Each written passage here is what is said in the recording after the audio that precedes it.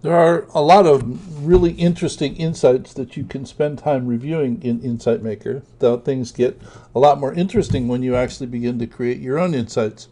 Now, whether you select Create New Insight from your homepage or from inside of another model, and you end up on this page. And this was presented this way specifically so that you don't end up with a blank page to look at as the first thing you're presented with.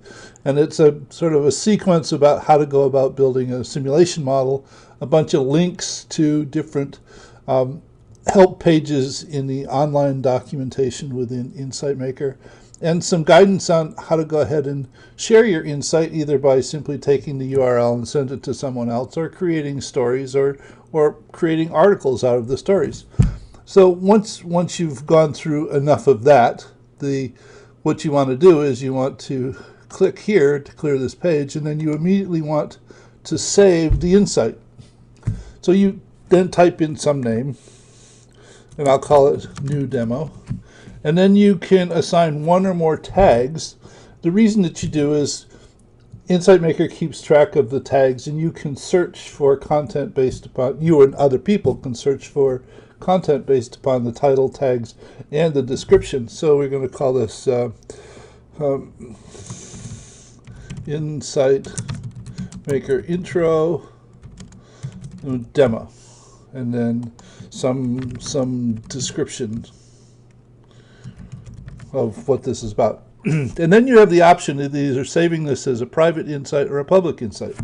We recommend that unless it has some proprietary sensitive information in it, you save it as a public insight. The idea being that the Insight Maker was created specifically to promote the online development of insights that were readily shareable with other people.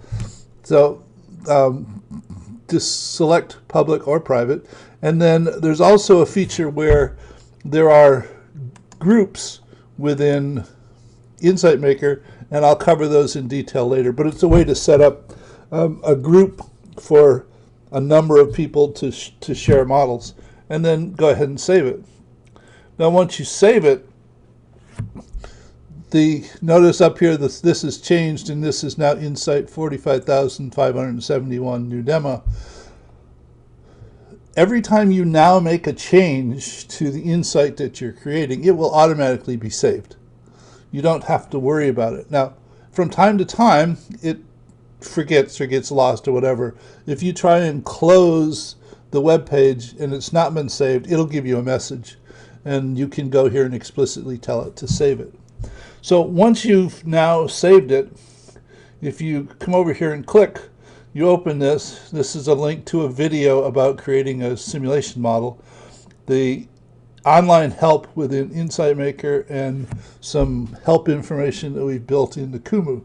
This page will look like this until such time as you actually draw something which causes this to change, because this is what's called the parameters panel, which is different for all of the elements you create in the model. Across the top, there's an Insight Access option. If you have created a private insight, you can use this to give other people view access to it. And whether it's private or public, you can use this to allow other people to edit your model. And it's under your control. There have been numerous instances where we've had several people working on the development of a model, and it seems to work quite well when we leave notes for each other. You can use this option to actually delete the insight, but it'll come up and ask you if you really want to do that. The other options are you can create a new insight, which is how we got to this. So whenever you're looking at any insight in Insight Maker, you can just create a new one from there. There's also a clone insight, which is an option which allows you to create a clone of any insight that you can look at. And once you clone it, it is essentially an insight that's just like you created it. You can edit it and do anything that you want to with it. So oftentimes people find insights that form a real good basis for something else that they want to develop, so that they clone it, create one that belongs to them, and go ahead and continue to evolve it from there, as opposed to having to start from scratch. Here's an option to go ahead and essentially bookmark or star insights because you think they're a good reference, and therefore they show up on your starred list in your profile. This takes you back to the search area and to search for other insights. And this little arrow over here at the right is simply to allow you to open and close the toolbar at the top, the same way that this arrow allows you to close this, and the question mark takes you to the online help information. Now, as you create this insight, you can share this with other people by simply copying and sending them the URL, as long as you made it public.